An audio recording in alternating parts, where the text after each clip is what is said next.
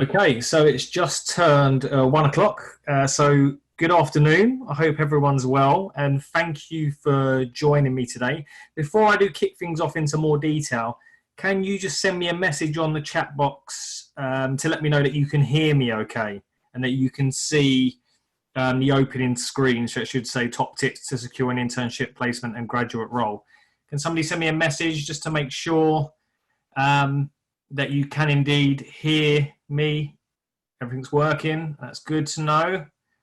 Just want to make sure. Perfect. Okay, lovely. That is fantastic. Thank you for confirming. So yes, again, thank you for joining me on this webinar this afternoon. My name is Jason Nye. If you haven't met me before, I work for CIMA, and you can see my job title is manager within our student recruitment team. And what that means is I work with universities across London and then the southeast of England, and I come in and do lots of talks around CIMA, around employability, and also share career opportunities with our employer partners.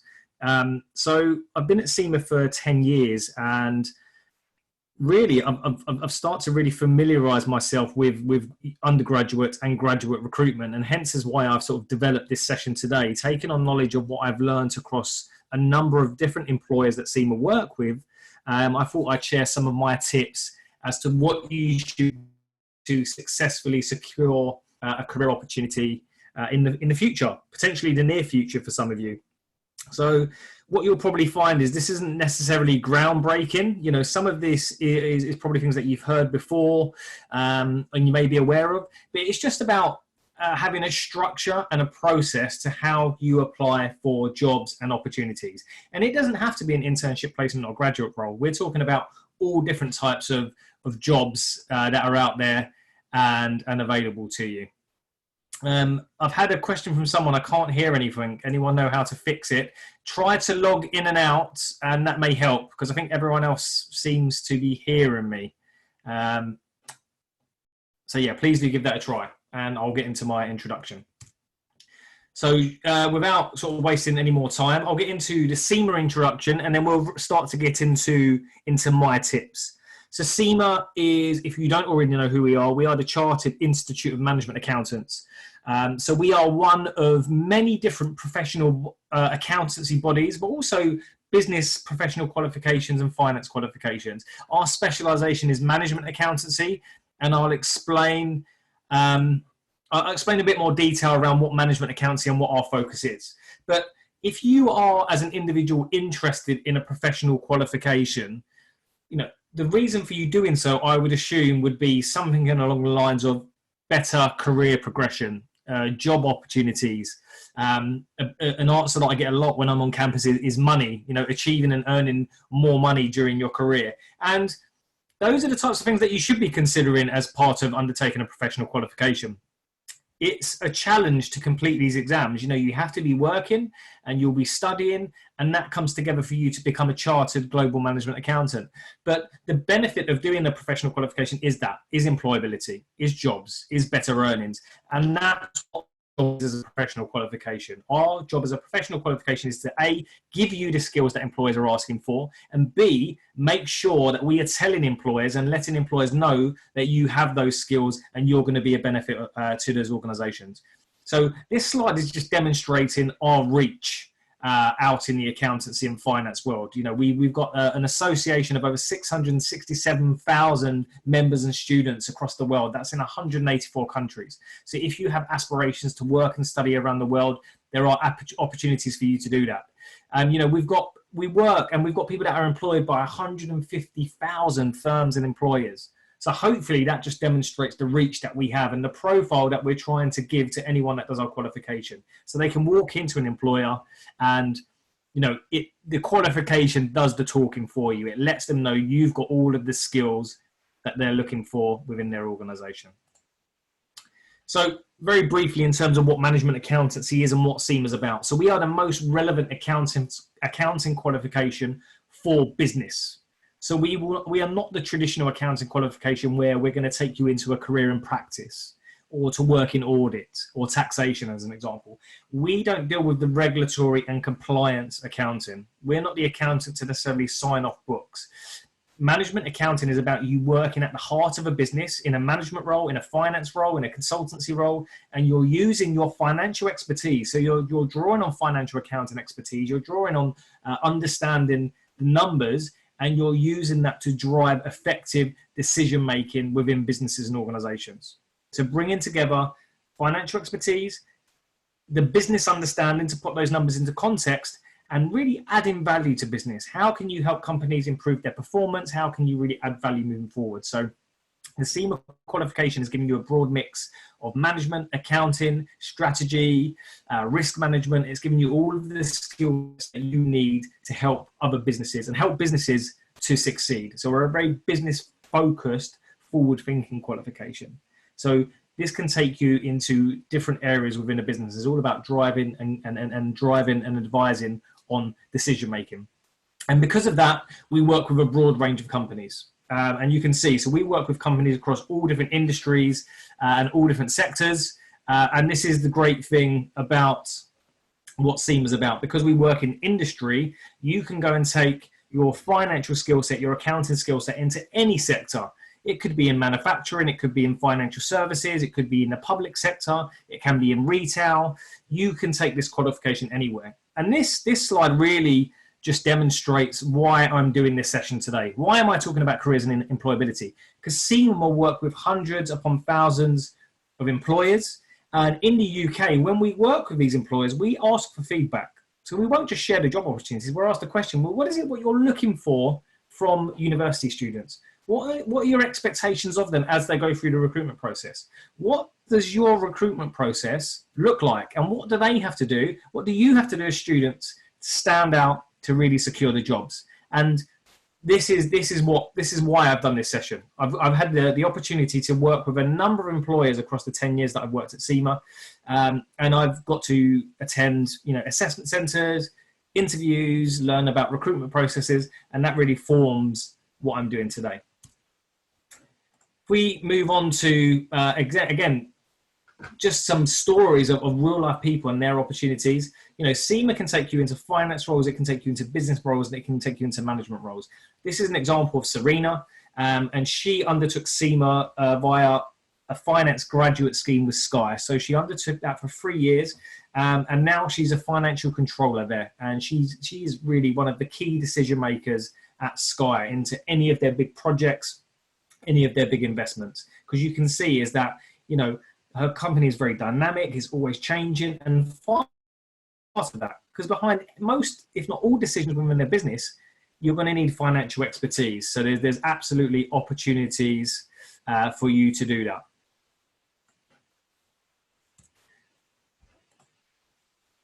If we move on, again, to give you another example, we have Hiren here. And Hiren, he actually trained with CIMA, but not in finance at all. So he worked in management accountancy. Management consultancy, and that's where he trained. And you can see, again, it talks about how his CIMA skill set, the accounting, the finance, and the business skills has allowed him to work in different roles across different projects. And that's what it's about. You take your financial skill set and you apply that into different areas of the business as and when it's needed. So he talks about an operating model for a charity. He talks about being part of a cost reduction team at a global energy company. And that's what the qualification is about. It's not a repetitive skill set that you hone with CIMA. It's not like an audit role where you go into different clients, but you are auditing them and undertaking the same work in each and every account.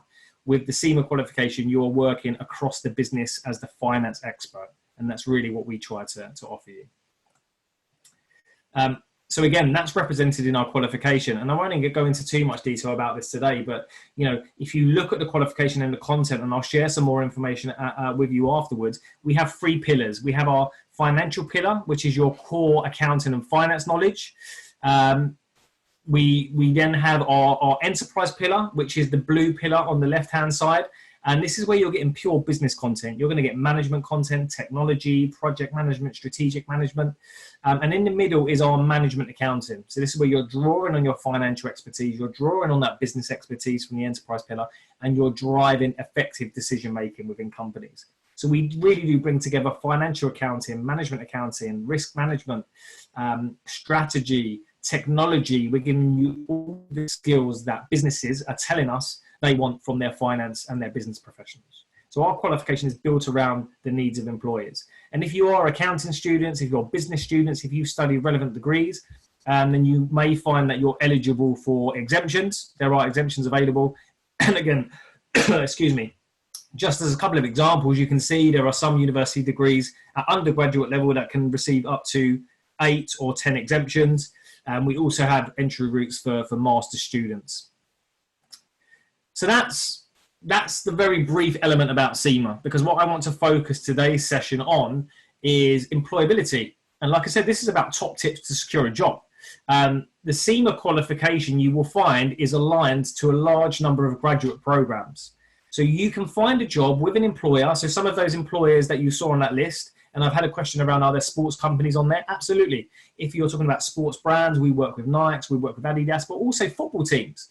You know, we work with your Manchester Cities, your Arsenals, because all of these companies have finance departments. All of these businesses need finance professionals.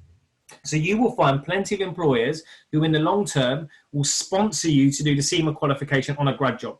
So they will pay for you to do the qualification whilst also paying you to do your job. And if you're interested in internships and placements, they're actually the feeder for you to secure a graduate scheme. So if you do a good job on an internship or a placement, you could find that you'll be offered a place on their graduate role. But behind our qualification and behind all of this is what you can see in front of you. Talking about the skills that employers seek. And this is our competency framework. And pretty much what this is what employers have told us is that these are the skills that we want and we require from our business and our finance professionals. So they want them to have technical skills, which I think is a given, right? So if you're going to work in accounting and finance, you need to have some technical understanding of accounts, of finance, to actually do the work that you're going to be paid to do. But actually, that's only 1/5 of the skill set that you require.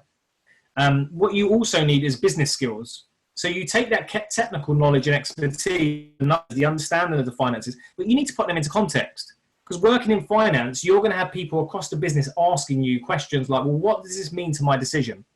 What does this mean to my budget? What does this mean to this particular project that I'm working on? So you need to understand the broader business and have a commercial understanding of the internal and external environment that the business is working in to allow you to use those technical skills.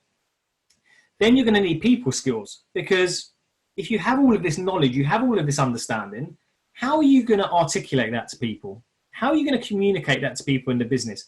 How are you going to communicate that in an effective way in order to influence people within businesses to make the right decisions? So you need to be an effective communicator. You need to be a team player. You need to have effective people skills to really bring your knowledge to life. And then you've also got leadership skills, because you need to lead and own work that you do. So this is not just about you becoming a future CFO and a CEO of a business. It can take you there, but you need to lead and drive yourself and drive work and drive project teams that you're within. And what sits at the heart of that is digital skills. And that can hold a number of different topic areas. So we're talking about digital literacy here, because, you know, some roles will require you to have particular skills in different software and packages, but we're also talking about future technologies that can come into the finance function, whether that's blockchain, whether that's artificial intelligence, technologies that are really going to change and shape and impact the roles that you do. But what I'm talking about here is for future professionals, but actually, if you are looking at graduate jobs now, if you're looking at internships and you're looking at placements, what you can see in front of you actually forms the basis of a job profile. So if we think and we consider applying for any internship, placement or graduate scheme, typically you'll see them looking for technical competence, technical skills. So they'll be asking for a degree. We want someone with a minimum of a 2-1, or we want someone with a degree in finance. Then you'll get questions around, we want people that understand our business. They understand the role that they're going into. They really want to work in our industry, in this company. So that's looking for business skills. But then finally, 90% of what you're going to be assessed through the recruitment process is actually going to be the latter. It's going to be the people skills and the leadership skills. And you'll see lots of that within job spec, right? You know, well, we want effective communicators. We want team players. And also digital skills. They'll say we want people with Excel skills. We want people that understand maybe Sage or SAP or Bloomberg as an example. So actually, yes, this is for finance professionals, people that are qualified professionals, but this diagram, this competency framework forms the basis of what you as individuals are being assessed on as you go through the recruitment process right now. And what it's trying to demonstrate is you can't just be competent in one area. So as an example, your degree is going to give you fantastic technical competence in a specified subject. But your degree isn't going to be enough to secure you a job role. You need to build up your business skills. You need to build up your people skills. You need to build up your leadership skills and your digital skills. And that's what we're going to talk about now. So if we take this diagram and I move on to my next slide, this is probably more terminology that you hear a lot on campus. So we ask employers, what is it what you're expecting? What are the skills that you want from people applying to your graduate schemes, to your internships? And this is what they tell us. So we want people that are commercially aware. So this aligns to the business skills. We want people that understand our company and that understand the role that they're going into and that have done their research. We want informed candidates, people that have taken the time to learn about our business and our organization. So that's really important. They also want people with developed soft skills. So again, this talks to the people skills and the leadership skills. We want people that have the skills that we need immediately in our business. There are particular skills that everyone in our company is going to need. They're going to have to be effective communicators. They're going to have to be team players. They may want creativity from you. So they want you to have those skills ready to go. You need to have them to go through the process. And lastly, what they're looking for is people that are enthusiastic. So people that actually really want to work for them, and they demonstrate that and they show their enthusiasm and their passion as they go through the recruitment process. They don't just want people to apply because the salary was great or everyone's going for that company. They want people that really want to work for that company, that want to live and breathe the values of that business. So if you start to build up your commercial awareness, and if you start to develop not just the soft skills, but skills that employers are looking for, as you go through the recruitment process, you will start to show enthusiasm and you will start to demonstrate passion as you go through the process. And just very quickly before I move on to the next slide, any questions that you have, pop them into the chat box and I will look to answer them at the end of the presentation. Okay. So my first tip is looking for a job is a job in itself. We're talking about, a number of different things that employers are looking for. So looking for a job is going to take time. It is going to take effort. When you start in a job, what's going to happen? You're going to be working a set amount of hours every day or part-time with that employer. And you need to work those hours and you need to work hard in those hours. So you need to apply the same ethic to looking for a job. And when I say that, you need to be taking and blocking out time in your diaries to sit down and effectively job search and effectively prepare for jobs that you want to apply for. This isn't a case of rushing the process. It isn't about having one CV that you send out to 10, 20, 30, 40, 50 employers. Okay, this isn't about quickly doing some prep the day before an interview, okay, or going to an assessment center and not being prepared. You need to dedicate adequate time to prepare for jobs, because if you don't do that, you're not going to come across as authentic. You're not going to come across as passionate, and you're not going to be, really specifically ticking the boxes of what an employer is looking for. So looking for a job is a job in itself. That's my first tip. So please block out time every day, a couple of hours, every other day, but take time to do this properly. Treat looking for a job as if it is a job. Okay. And that starts by the first stage. And the first stage is doing your research. Okay. And this falls into a number of different areas. So the first area is exploring options. Okay. As we've seen, if you're looking for careers in finance, maybe you're looking for senior employers, you're looking for accountancy jobs. As you've already seen, there are lots of different employers that offer these opportunities. You can work in finance in any industry and any sector, whether, like I've said, it's retail, financial services, manufacturing, production, sports. So go and do your research and identify what types of jobs and companies interest you. Okay. Don't just research the companies, research the industry that you're going into. So as an example, if you really love clothing and you like, retail and you like fashion, so go and work in that sector. Go and find an ASOS, go and find a TK Maxx, a Selfridges, go and work in that industry. If you have a passion for football, as an example, go and work in that industry. Go and find which football clubs have opportunities for me to work in their finance function. Find something that you're really going to be passionate about, that you're going to enjoy, because that's a really big tip.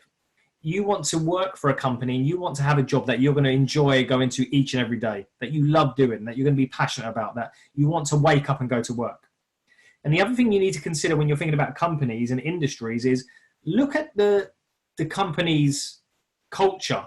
What type of people work for that company? What are that company's values? And do their values and their behaviors actually align to what I believe as an individual? Because you don't want to go into a company that has a certain style or has certain values that don't tie it into you personally.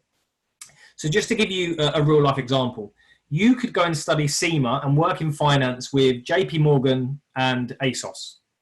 Okay? You could potentially be doing exactly the same job, the same type of role, the same type of duties when it comes to actually the financial activities that you're doing. You're still studying the SEMA qualification and you're being sponsored to do the SEMA qualification. But actually, you've got two very different working styles and two very different businesses. So JP Morgan is going to be financial services. It's going to be very formal in terms of the way you work with clients and you work with your colleagues, but also how you dress. You're going to be working in the city, perhaps. You're going to be working in a suit. You may be working very long hours, and it's a very structured approach to how you do your professional qualification, which for some people is fantastic. They want that driven career, and they want that structure to help them, and they want that pressure to really push them through. But again, if you go and do the same job in ASOS, it could be completely different. We're talking about a retail business here. It's a very laid back attitude there in terms of the culture is about creativity. It's about, managing yourself to some respect. There is no dress code at ASOS. You don't have to wear a suit. You can wear jeans, you can wear t-shirt. They're very much more laid back in terms of how you approach your SEMA exams. They leave it to you to decide when you want to sit your exams, how you want to sit your exams. So for some people, that may be a better preference than JP Morgan because that suits you and your style as an individual. So really do your research and find particular industries and particular companies that interest you, that you're passionate about, but also fit your own beliefs and your own personality as an individual. And once you've done that research, start to then research the business. So this is when you build up your commercial awareness, okay? So start to research the role that you're applying to, but also research and understand and learn more about the organization. What has this company got to offer? What's the bigger picture when it comes to this business? I'm looking at one role in finance, but how does that fit into the wider organization? Who am I going to be working with? And beyond that particular organization, understand the market and the industry that you're going into. So if you're applying to ASOS, look at the retail industry. Who are ASOS's main competitors in that industry? What's happening within that industry that may affect business over the next 5 or so years? Are there new technologies that are coming in? Are there new players that are coming in that are really going to affect this? So you need to have all of that industry awareness because that will be assessed as you go through the recruitment process. Doing your research and building up your commercial awareness for companies, but also industries does take time. So another useful tip is if you are looking at businesses, try not to pick too many different companies across different industries. So as an example, don't go for JP Morgan, ASOS, Unilever, Rolls-Royce as an example, because what you're doing is, yes, there's 4 great companies, but then you have to research 4 different industries. You're looking at financial services, you're looking at retail, you're looking at, car manufacturing. If, for example, you're interested in retail, then go for ASOS, go for TK Maxx, Matalan, Arcadia Group. And what you're doing is then you're looking at finance roles within retail businesses. It's the same industry, so it can actually save you a lot of time when you're doing your research. The next thing to research is the recruitment process. So if I'm applying to this company, what is going to be the process I have to go through? Is it going to be an application, an interview, then a job? Or is it going to be an application, psychometric test, an interview, assessment centres. Start to understand, what do I have to go through? What am I going to be assessed on? Because that's going to allow you to prepare for that process. You need to be prepared. And last but not least, what you need to identify are the skills that are in demand, okay? And that's the next big tip. Identify what skills the business is looking for and make sure that you're developing the right skills. So just to give you an example, hopefully, can everyone see that I've changed my screen now and I've gone onto a web page, the Grad Club? Can somebody quickly send me a message just to say yes or no? Okay, lovely. Thank you, Luis and Gabriella and Claudia. Fantastic. So if you haven't already, I recommend you to access the SEMA Grad Club, and I'll share some details at the end. But to give you an example, if you go into our Careers Hub, okay, it's logged me out, which is not useful. Bear with me. I'll log back in, okay? See, I tried to be efficient and log in earlier, and it didn't let me. But if you go to the Grad Club and you've got a Careers Hub, there are lots of jobs on here. So if you're looking for jobs now, look, there's plenty of jobs that are here that you can apply for inside and outside the UK, okay? Lots of different, there's internships and so on and so forth. If I just quickly click on this example, this is a job that you can apply for, okay? This is Sports Pursuit. It's a graduate account assistant role. They give you some detail here. You can see you'll have the opportunity to study SEMA. They'll give you financial support.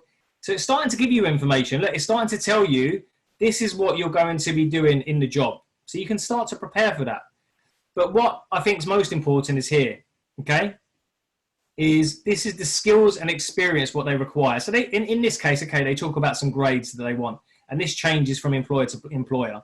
But this is important here. They're looking for people that want a career in finance and accounting. So they want people with that passion to work as an accountant, work in finance. They want people that are very well organized with good time management. They want people that are committed to constant improvement. They want team players, strong English written and verbal communication skills, a great eye for detail, a proactive can-do attitude, Excel skills. So you can see they're telling you these are the skills that we're looking for. We want organization skills. We want time management skills. We want team players. We want effective communication skills. We want people that have a good eye for detail. They want people that have Excel skills. And they're telling you, look, we're going to test you here. We're going to test you on this. We're going to test you on this. We're going to test you on VLOOKUP. So this should form the basis of what you're going to do when you apply to this company. Okay? So if we go back to my slide, that's what you need to do. Go and research. What are the skills that they're looking for? So based on what they're telling me they're looking for, where can I develop these skills? You could see on that job spec, we did see time management, we saw organization, we saw communication, we saw team working. That's what they're looking for from you. So think about, okay, if that's the skills that they're looking for, have I already got those skills? If I've got them, where have I developed them? If I haven't got those, where can I develop those skills? And the great thing is any experience is good experience. So this slide actually says any work experience is good work experience, but I will scrap work experience because any life experience you can use to demonstrate skills. So if you have got relevant work experience, then fantastic, because you can demonstrate that. But if you are doing any job, you are developing team working skills, you're developing communication skills. So if you're working in retail at the moment, okay, you may be working in customer service. That's all about effective communication, okay? That's all about team working. That's all about having a can-do attitude. You know, any activities. So if you're working, you know, or not necessarily working, if you're volunteering, you can demonstrate those skills. If you are part of a football team, you are demonstrating those skills. Think of a captain of a football team. What skills are you demonstrating? Team working, leadership, communication skills. You know, if you have children, you know, you may have children. What's being a good parent about? Effective communication, about planning, about organizing. So you can draw your experience from anywhere. It could be from university. It could be from part-time work. It could be from, you know, your personal life. It could be part of your local community. If you can demonstrate a skill, that's what the employer is interested in.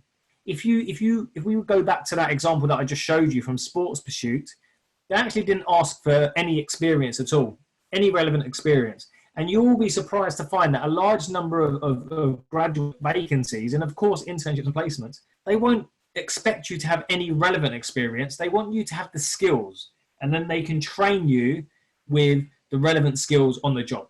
So think about that. And if there are any areas that you need to develop, where can you be developing them? So make use of your careers team, make use of employer events. What you're doing today is preparing yourself. So congrats to you for signing up. And what you do then is, look, you've done your research, you've chosen companies that you want to apply for, you've researched the companies, you've researched the recruitment process. Now you tailor your approach to that business. So this is why I said at the very beginning, looking for a job is a job in itself, okay? Because all of what I've just spoken about for the last 4 to 5 slides takes time. It's going to take time to research. It's going to take time to develop the right skills. It's going to take time to choose the right companies for you. So you need to dedicate time to do that properly, because employers now expect you to tailor an application, okay?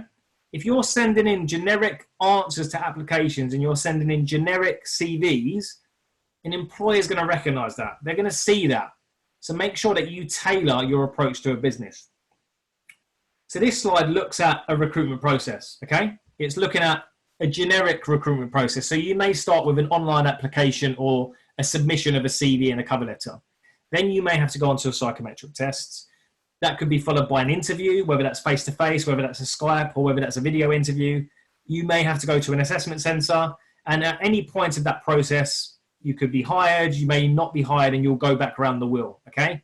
So I see students that go round and round this wheel a number of times. There's nothing wrong with you failing in this process, because every time you fail, you shouldn't be disgruntled, you shouldn't be disappointed. Think about, what lessons have I learned for next time, okay? Because there's competition out there.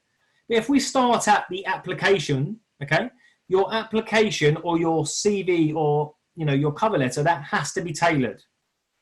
So taking the example that we saw from Sports Pursuit, if I'm applying to Sports Pursuit, I'm making sure that my CV or my application is ticking all of those skills that they've asked for. The can-do attitude, the teamwork, the communication skills. In all of my work experience, in my university experience, in my hobbies and interests, I am ticking those skills. Because what's going to happen is, when your CV or your application goes through to either a human or a computer, it's going to be assessing buzzwords, okay? Keywords. And those keywords and buzzwords will be the words that were on that job spec.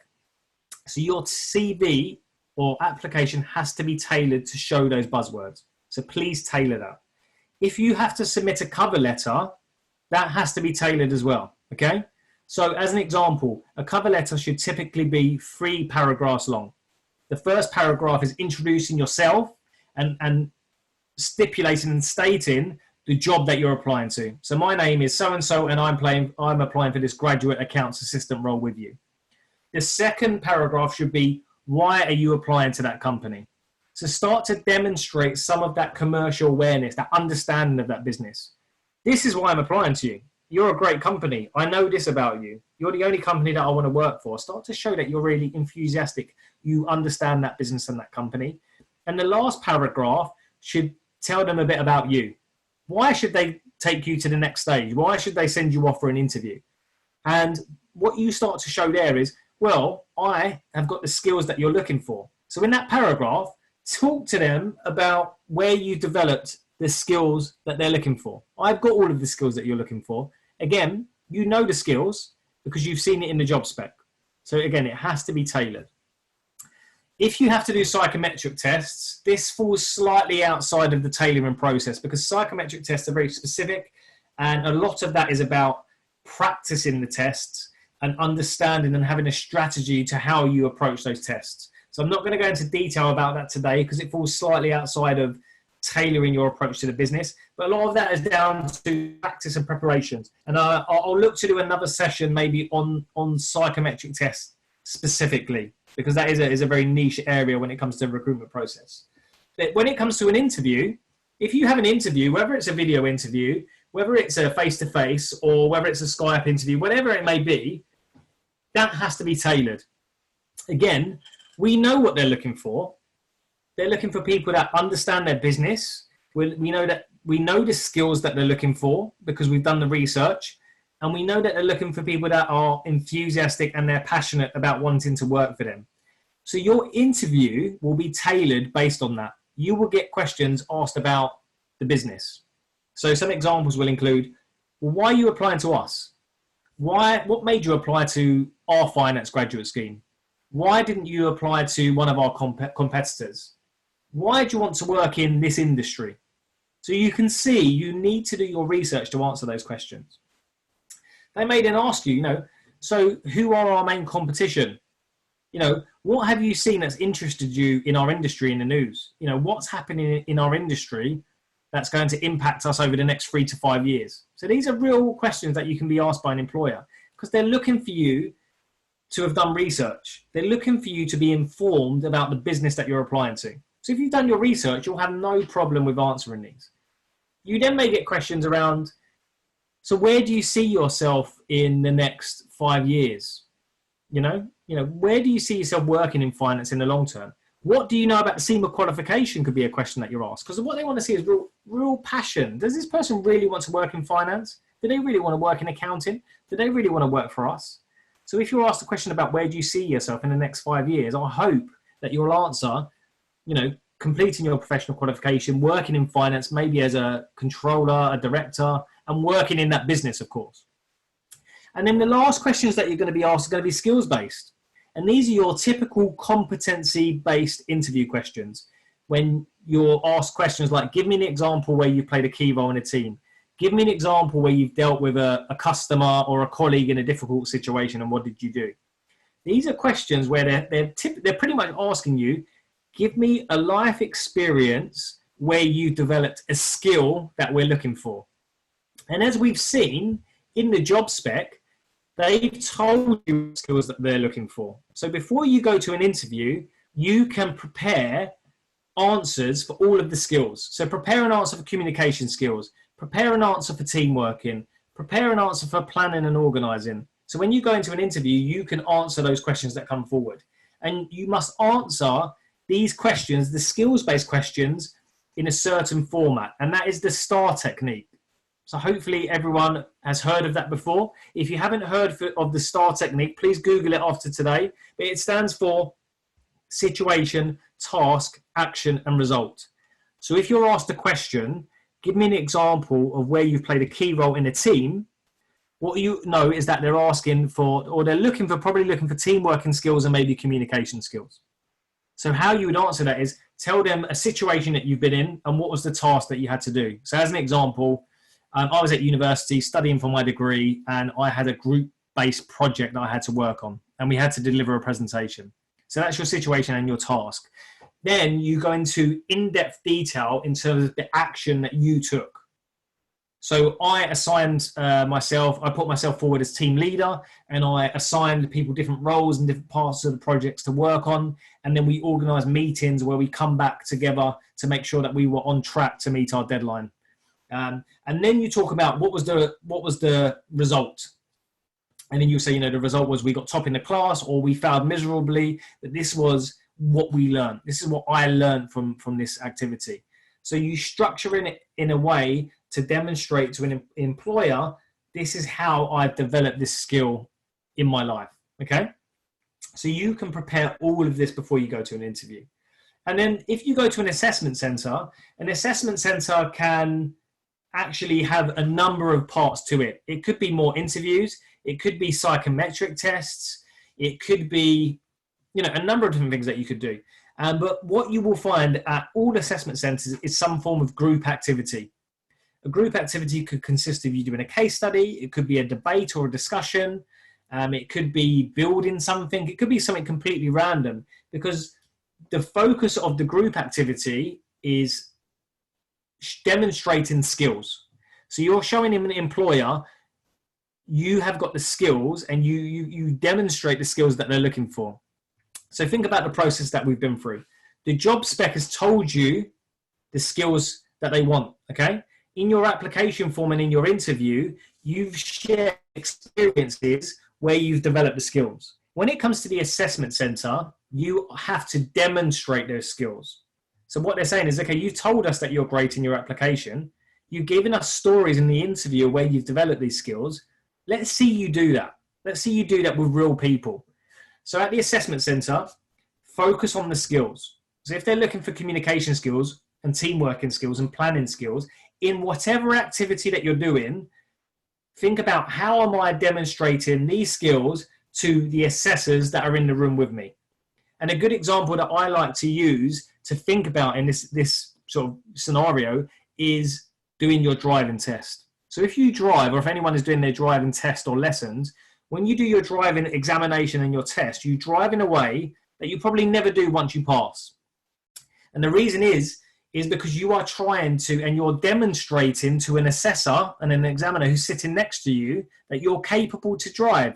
So you're a bit more deliberate in your actions in terms of how you will handle the steering wheel, in terms of how you will look in your mirrors. You are demonstrating that you are competent to drive. So in an assessment center, you need to demonstrate communication skills. You need to demonstrate teamwork in. So make sure that you're talking to everyone in the group. If you want to demonstrate time management, make sure that you are showing an employer that you're checking the time. Show them that you're looking at your watch. Tell the group, guys, we've got 10 more minutes here. What should we do? Show them that you're planning. So at the start of an activity, say, okay, team, we've got 30 minutes here to do this piece of work. How should we go about this? How should we plan our time? Should we allocate roles? And you're starting to show them teamworking, communication, time management, planning, all of the skills that employers are looking for. So hopefully what you can see through this process is it's all about taking your time to research, taking your time to practice, and taking your time to prepare. And hopefully you will find success with that approach. Some final tips for you before we go into Q&A is be proactive and apply early, okay? So if you see a job and it says this job closes in 3 weeks, don't think, okay, great, I've got 3 weeks now, I'll apply a week before it closes. A lot of deadlines for jobs are artificial. And when I say that is they may set an initial deadline of 3 weeks or 2 months, but if they get a good quality number of applications in the first week or even day, they may close the deadline, okay? So be aware of that. If you see a job that you really want to apply for, start doing that research immediately and apply it as early as you can because you may lose that opportunity. And the last really big tip from me is my 6 Ps. And this really talks to what I've spoken about throughout the session. And this is preparation, planning, and practice will prevent poor performance, okay? So you need to prepare, okay? You need to do all of that research. You need to plan in terms of what companies that you're going to apply for. And you need to practice, okay? You need to practice interviews. If you've got a video interview coming up, practice how you answer a question in 1 or 2 minutes. Record yourself on your phone and see how you sound. Get your friends, get colleagues to interview you. Go to your careers team and get some practice. If you've got an assessment center, practice group activities. If you've got a presentation in a job application, prepare, present, practice. The more that you can prepare and practice is really going to set you up. And what that's going to do is prevent you performing poorly, okay? That doesn't mean that you're going to get a job in every attempt, okay? You will get knockbacks, you will get rejections, but what it's going to do is going to give you the best possible chance that you're going to have to secure a job. And if you do get any feedback, you know that that's genuine feedback based on your performance. Because at university stage, and I had this personally, when I was at university, I lacked a lot of confidence. I didn't think I was ready. I didn't think I was good enough. And when you get rejections, that knocks your confidence. But use it as a way to develop yourself for the next time. Okay, what can I learn from this rejection? What can I take on to the next one? If you don't prepare, if you don't plan, and you don't practice, and you get rejections, and then that knocks your confidence, you might as well not apply. Because what's the point of applying if you've not prepared? Okay, you're only going to knock your own confidence and think that you're useless or rubbish. Take the time to do this properly. You've got it in you to be successful.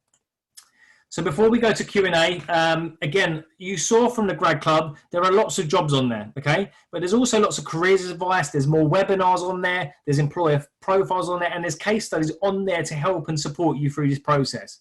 So if I could ask you to do anything after today, please go on to the Grad Club, okay? Go and register. It's free for you to access. And there's lots of jobs and articles and webinars to help you with all of this, what I've spoken about today. So if you want more detail about tailoring your CV, or if you want more information about preparing for an interview, or more information about assessment centres, there are lots of recorded webinars on there in our video library to help you, okay? If you want more information about CIMA, there's content on there. If you want to hear from CIMA students and members, there's content on there. So please do go and check out the Grad Club. So before we go into my close, I'll go into the question box and see what questions that I've had. Let's see. Does CIMA help students to prepare for interviews, one-to-one sessions, seminars, or workshops? So Luis, this webinar is one part of that, okay? This is why we're trying to help you. This is the first stage of it. If you go onto the Grad Club, like I've just said, there is further information and detail to help you on there, okay? And we'll be doing lots more live webinars about this content to help you. But there's lots of pre-recorded webinars about interviews, about assessment centres, all of that things. But we do host sessions on campus as well, okay? So check out when we're on campus and we host these sessions. Somebody's asked about the recording. Yes, absolutely. I'll be sending that recording to everyone after this session.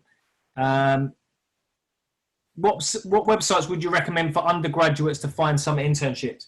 Very good question. There's lots of websites that you can check out, okay? So firstly, the Grad Club. So the Grad Club will have lots of internships and placements for you. This time of year isn't great for internships and placements. So you really need to be applying a year in advance, okay? So if you're in your first year, as an example, and you want to get an internship or placement in your second year, you need to be applying this summer and you will start the following summer. So the Grad Club is a really good resource. It's going to be free for you to access. You've also got LinkedIn. LinkedIn job section have lots of jobs. Indeed, Target Jobs, Milk Round. And that's another good point, is when you're searching for jobs, don't just look at one website. You need to be consistent, look daily or every other day, and look across a number of different job sites, okay? Okay, so can we access the Grad Club with our CIMA ID? No, so this is a separate platform, so you can go and access the Grad Club at any time. You just have to set up a new account. That was all. So please do go and access that. Is there any other questions from anyone else? So somebody's asked a question, can we apply for graduate roles through CIMA portal? My master's degree gets me 11 exemptions. So yes, absolutely, Rani. Again, on the Grad Club, go and look at those jobs, because those jobs are looking for people that want to start doing CIMA.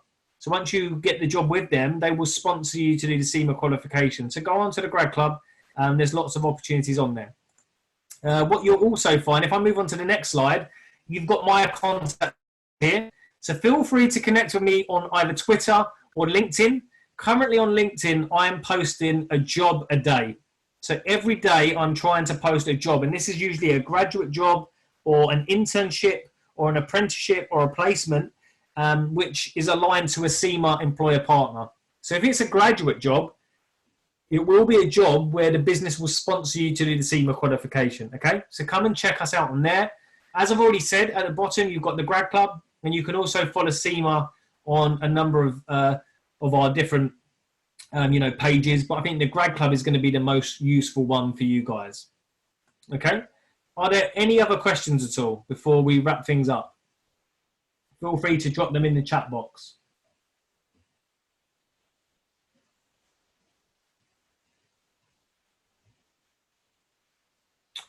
So Gabrielle, it's a good question. She said, let's see if I understand this. When we are looking for jobs and we want to apply for different job positions, we should produce different CVs for each using different keywords. So yes, for each and every job that you apply for, I would recommend that has to be tailored, okay? Because an employer is looking for very specific skills, and that can change from employer to employer.